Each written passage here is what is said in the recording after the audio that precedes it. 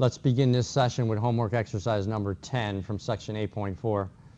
It states that you deposit $10,000 in an account that pays 4.5% interest compounded quarterly. Find the future value.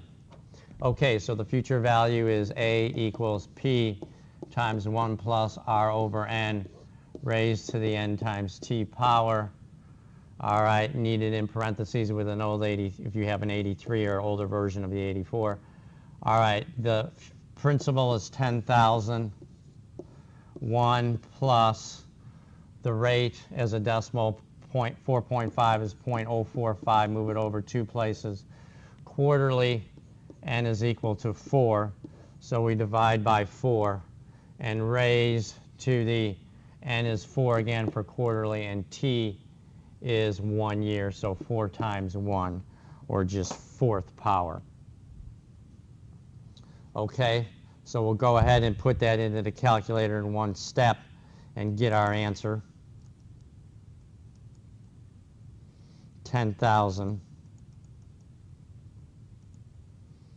times, in left paren, 1 plus 0.045, 4.5 is a decimal, divided by 4 quarterly, and raised to the 4 times 1 power. Quarterly is 4, and it's just 1 year.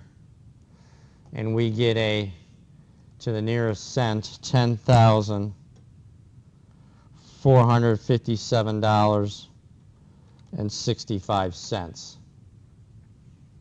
Okay, now use the future value for simple interest to determine the effective annual yield.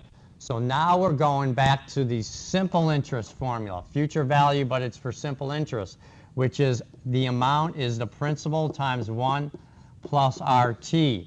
Now, the effective annual yield means we're trying to solve for R.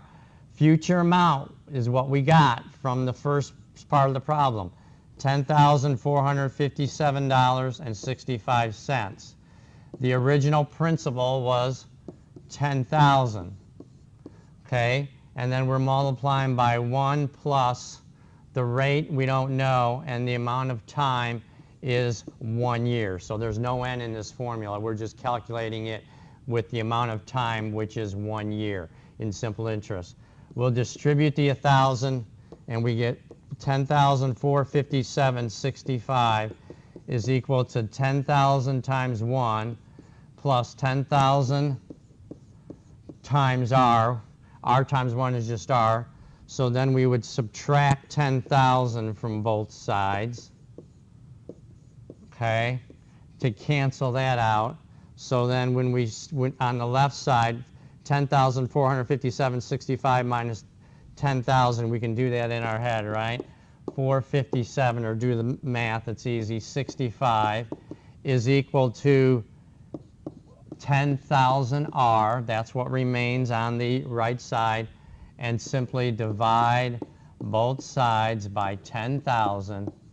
This will cancel out, and then we'll get R is equal to this value right here, $457.65 divided by 10,000. And that will give us the effective annual yield. Okay, so we'll do that on our calculator. $457.65 divided by 10,000, and we get 0.0457. Now round it off, okay, as a percent, so 0.04565. Okay, move it as a percent, so move it over 2 places. So 4.5765, rounded to the nearest tenth, 1 decimal. So the 7 follows the 5, so we would round up to 4.6%. So that would be the effective annual yield. So not much more than the original, it's just an extra 0.1%. Really less because we rounded up.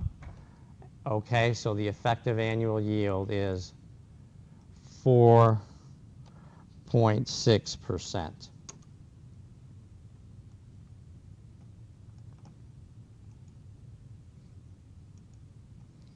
Okay, let's look at homework exercise number 11. A passbook savings account has a rate of 7%. You find the effective annual yield rounded to the nearest tenth of a percent if the interest is compounded semi-annually. Okay, now, the effective annual yield is the formula. Y equals 1 plus R over N raised to the nth power, and then you subtract 1. Okay? So it's a simpler formula than a compound interest. So in this case, it's simply 1 plus the rate, which is, as a decimal, 0.07, divided by n, compounded semi-annually. So n is equal to 2.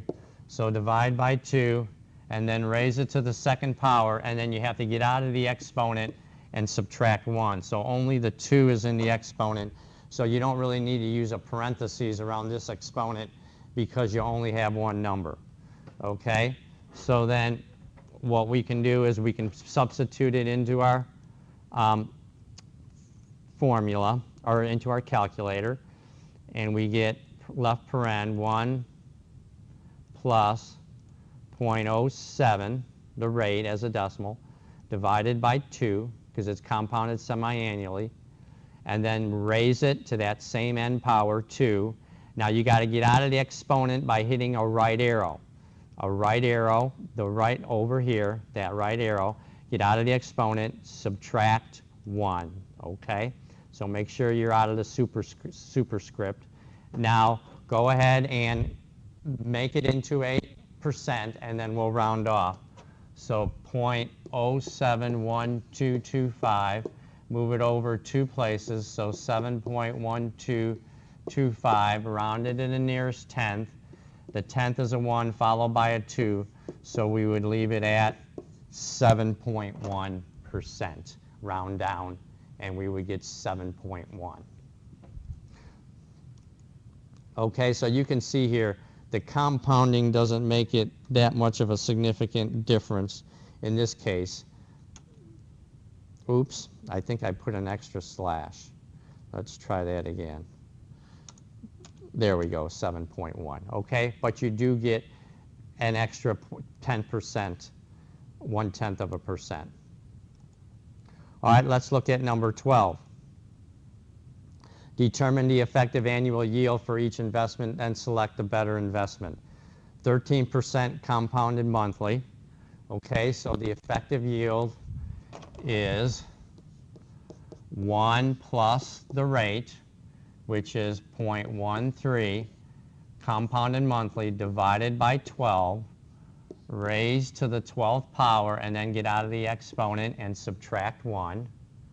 Okay, so there's the formula, so we'll put it in. 1 plus R over N raised to the nth power minus 1. So we have left paren 1 plus 0.13 divided by 12 monthly, raised to the 12th power. Don't forget, get out of the exponent, subtract 1, and we get rounded to 2 decimal places. So this time we're going to go ahead and 0.138032, move it over 2 places. So 13.80, a 3 follows the 0, so we're going to keep it at a 0, we'll round down. So to 2 decimal places, it would be 13.80%. All right, let's input that answer.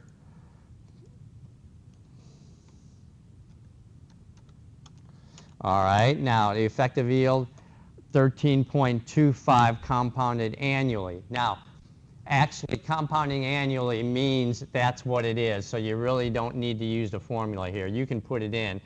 The yield is 1 plus 0.1325 divided by 1, raised to the first power because it's annually minus 1.